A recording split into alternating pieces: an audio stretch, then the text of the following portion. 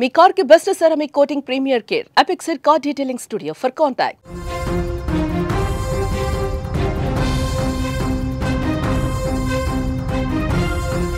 తెలంగాణ రాష్ట్రం వికారాబాద్ జిల్లా కేంద్రంలో ఒక దారుణమైనటువంటి ఘటన జరిగింది. పక్కింట్లో జరుగుతున్న గొడవను సముదాయించేందుకు వెళ్లిన వ్యక్తిపై కొందరు దుండగులు విచక్షణారహితంగా దాడికి పాల్పడ్డారు. ఈ ఘటనలో ఆ వ్యక్తి తీవ్రంగా గాయపడి ప్రస్తుతం ఆసుపత్రిలో చికిత్స పొందుతున్నాడు. ఈ ఘటన వికారాబాద్ మున్సిపల్ పరిధిలోని రాజీవ్ నగర్ కాలనీలో జరిగింది. రాజీవ్ నగర్లో నివాసం ఉంటున్న మహమ్మద్ ఇంటి పక్కనే ఉన్న రామస్వామితో గేరిగంటిపల్లి తండాకు చెందిన కొందరు వ్యక్తులు రాత్రిపూట గొడవకు దిగారు. ఈ సమయంలో గొడవ పడుతున్న వాళ్ళని ఆపేందుకు రామస్వామి భార్య ప్రయత్నించింది. రాత్రి కావడంతో గొడవను ఆపేసి ఉదయం వచ్చి మాట్లాడమని మహమ్మద్ను సముదాయించి పంపమని కోరింది.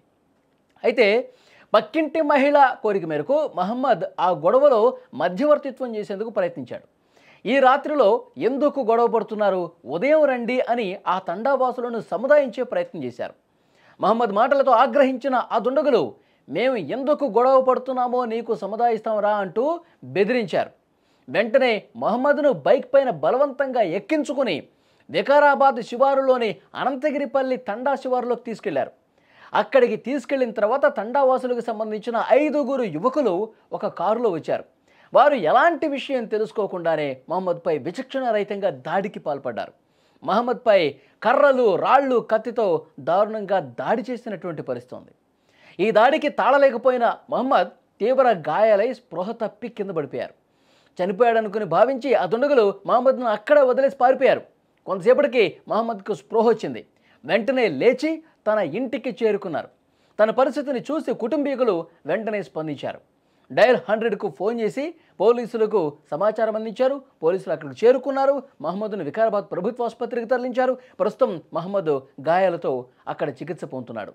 తనపై దాడి చేసిన వ్యక్తులపై కఠిన చర్యలు తీసుకోవాలని డిమాండ్ చేశాడు. మహమ్మద్ కుటుంబీకుల ఫిర్యాదు మేరకు కేసు నమోదు చేసిన పోలీసులు దర్యాప్తు ప్రారంభించారు. అంటే మధ్యవర్తిత్వం వహించడానికి వెళ్తే ఆ గొడవను ఆపటానికి ప్రయత్నం చేస్తే ఈ విధంగా దుర్మార్గంగా కొంతమంది వ్యక్తులు దాడి చేశారు. అంటే వాళ్ళు సముదాయిస్తామని చెప్పి అసలు దీనికి కారణం ఏంటో నీకు చెప్తామని చెప్పి బండెక్కించుకొని శివారులోకి తీసుకెళ్ళి తండాలోకి తీసుకెళ్ళి ఇష్టం వచ్చినట్టుగా కొట్టారండి.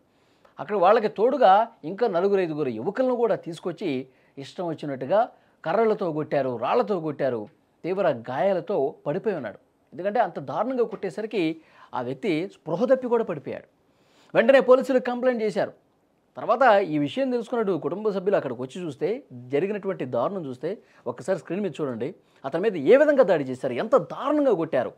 అంటే చేయని తప్పకి అక్కడ ఏదో సమస్య ఉంది, దాన్ని సద్దుమణగాలని చెప్పి అతను ప్రయత్నం చేస్తే పాపం వెనకాల చూడండి ఎట్లా ఆ వీపు భాగం మొత్తం కూడా ఎట్లా కందిపోయిందో, ఎట్లా వాతలు పడ్డట్టుగా ఆ కర్ర దెబ్బలు ఉన్నాయో చాలా స్పష్టంగా మీరు స్క్రీన్ మీద కూడా చూడొచ్చు.